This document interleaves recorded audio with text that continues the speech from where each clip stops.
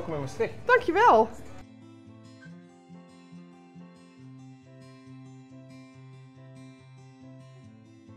Jullie zijn in 2020, voor corona, zijn jullie hier begonnen. Heb je de zaak geopend? Ja, precies. We zijn eigenlijk in Valkenburg begonnen in 2018.